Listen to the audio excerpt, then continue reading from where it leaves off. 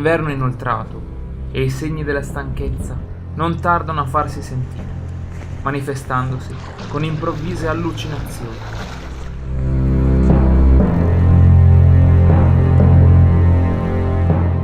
Ma al lavoro ci devo comunque andare e chiacchierare con i colleghi è sicuramente un potente antistress.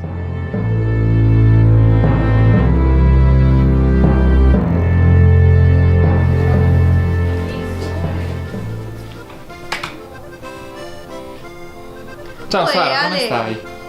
E tu, come ti stai? Un uvritto e cesu mariette fritto. E tu Ira, come stai? Tutto bene? Eia! Non è possibile, non è possibile. Mamma mia, devo essere proprio stanco. Oh, adesso parlada su Monokizu. Belluso e minabizzo, belluso e minabizzo, vinzar mamma mia now, assuso le massimizzo. Lasciato il nostro eroe nelle braccia di Morfeo, possiamo iniziare questo viaggio da Porto Torres, lontano dal freddo e dall'oscurità dell'inverno russo. La presenza di Patrick, assente da anni nei viaggi cicloslavisti, conferma la natura onirica delle immagini che state vedendo. E come capita in molti sogni, il sognante può anche vedere se stesso in terza persona. E quando la strada e il caldo iniziano a disturbare il sonno del dormiente, eccolo automaticamente rifugiarsi in una bella birra ghiacciata, rigorosamente sarda.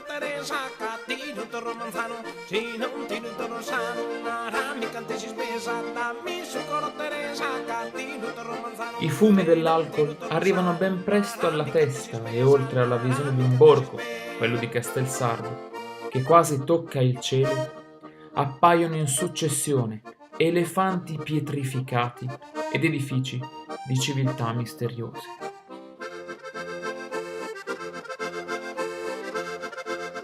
E alla fine si arriva a Badesi, dove il subconscio crea un ambiente naturalistico impossibile da trovare lassù nella Palmira del Nord, fatto di fitta macchia mediterranea, sabbia finissima e soprattutto una brezza marina che inebria lo spirito. Giorno 2. Partenza all'alba delle 12. All'alba delle 12. Teporino.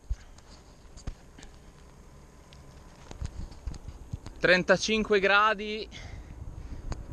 Presunti, veri, reali, non lo sappiamo. Eh sì, nella dimensione temporale del sogno siamo già al secondo giorno e la versione onirica del protagonista inizia a definirsi come personaggio sempre più convinto della propria esistenza e il confine tra realtà e sogno diventa sottile come il costume appeso ad asciugare alle borse da bikepacking.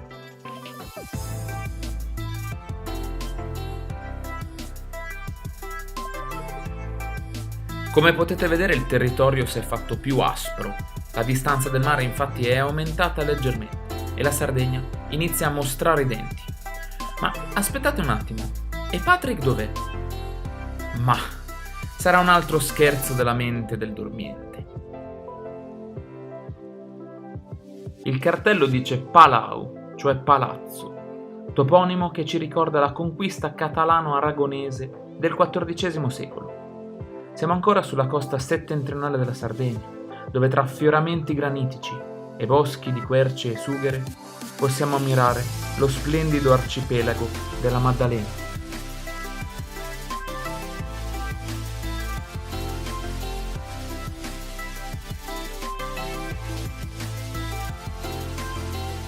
Quello sembrerebbe di nuovo Patrick, ma c'è qualcosa che non torna. Arranca troppo e lui di solito in salita si trasforma nel Pantani di sogno. Scusi, lei è un VIP? No? Scusi, l'ho scambiata per un altro, per Tom Cruise. Un Patrick irriconoscibile viene scambiato addirittura per Tom Cruise. Ma siamo in Costa Smeralda e i deliri di onnipotenza non si fanno attendere. Per oggi ho deciso di farla in bici, però domani uso il mezzo perché insomma si può faticare tutti i giorni. Poi mi dispiace lasciarvi parcheggiata la mia utilitaria che ha delle vampate.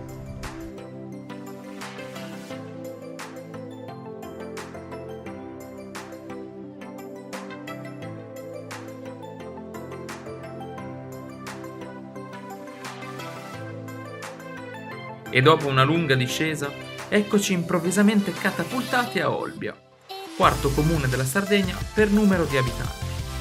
Antica capitale del giudicato di Gallura, oggi Olbia rappresenta una realtà industriale e commerciale in piena espansione. Superata abbondantemente Olbia, alcuni brontolii di pancia che disturbano il sonno obbligano il mio alter ego a fermarsi a un banco della frutta e, gustatosi una prugna di estrema bontà, egli si dirige verso un maestoso massiccio calcareo che scoprirà essere la nave dei Feaci pietrificata da Poseidone.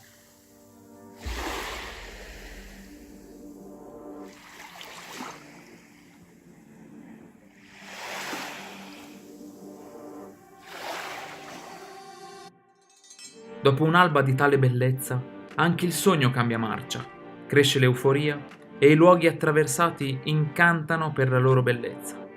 Ora siamo nella Sardegna orientale, la provincia è diventata Nuoro e in lontananza si iniziano ad intravedere le montagne, proprio ciò che manca per trasformare questo sogno in una poesia di emozioni sensoriali. Che figata!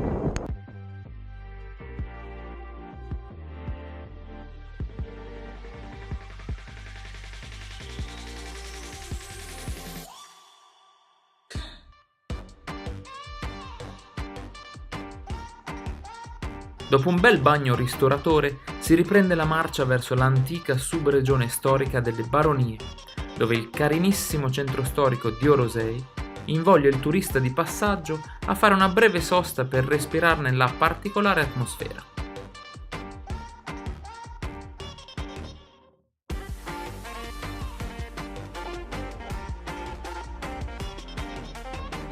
Passare nella zona delle cave appena fuori Orosei non è proprio piacevolissimo, soprattutto in bicicletta, e le polveri ispirate possono far straparlare chiunque.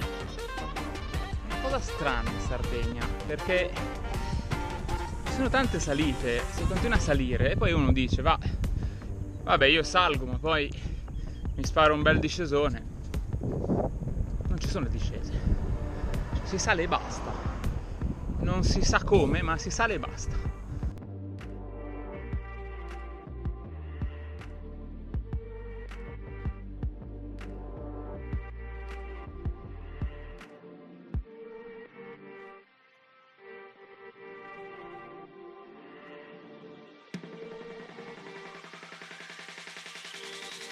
E infatti, per raggiungere Cala Gonone, inizia una discesa meravigliosa, percorrendo la quale si perdono 600 metri in 5-6 chilometri.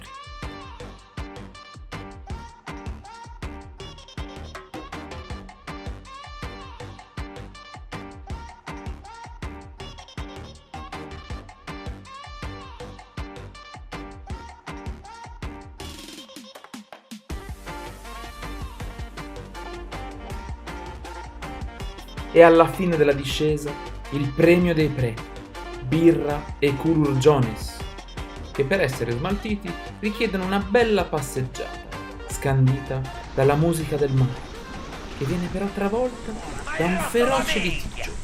Io faccio quello che sacca da cazzo mi pare. Gioia! Ma che te credi di essere? Ma vaffanculo, va! In questi casi è meglio girare i tacchi o le tacchette SPD e allontanarsi il più possibile, percorrendo a ritroso quel bel discesone che mi aveva portato qui, a Cala Gonone. Ero là in basso, adesso mi sono trasformato in una fontana umana Adesso devo reintegrare un sacco di liquidi e poi si riparte, perché ne ho ancora di salita, non è finita per oggi.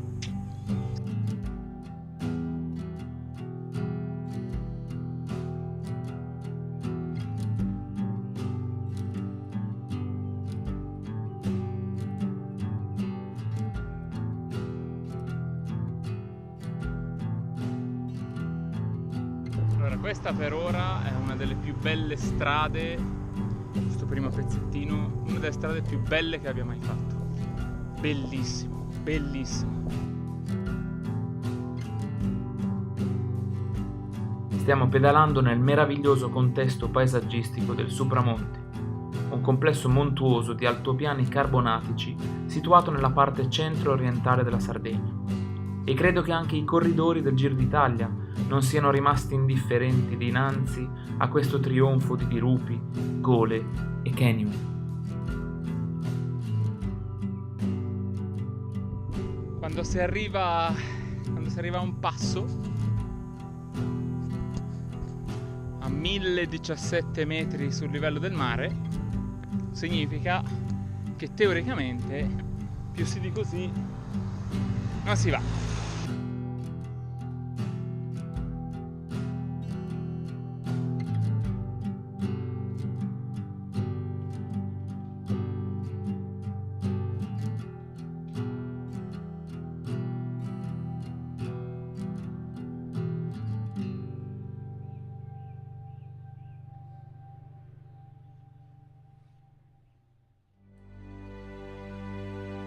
Ormai ci stiamo riavvicinando al mare, le discese continuano e i panorami stordiscono chiunque non sia abituato ai colori della natura.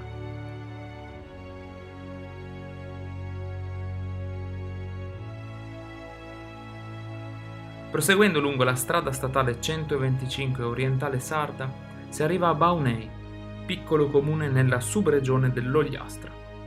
Paese di pastori e caprai per svariati secoli, oggi Baunei cerca di valorizzare turisticamente le sue stupende coste. Dopo svariati chilometri in compagnia delle montagne, è ora di ritornare ad ammirare la costa sarda, arrivando in quella che è considerata la porta dell'Ogliastra, cioè Armatas, frazione di Tortolì posta sulla penisola di Capo Bellavista. Principale attrazione del luogo sono le Rocce Rosse, dove la battigia è costituita in parte da ciottoli di granito e di porfido rosso e per il resto da scogliere. Non resta che fare ancora un bel bagno, perché il sogno sembra davvero essere giunto alla fine.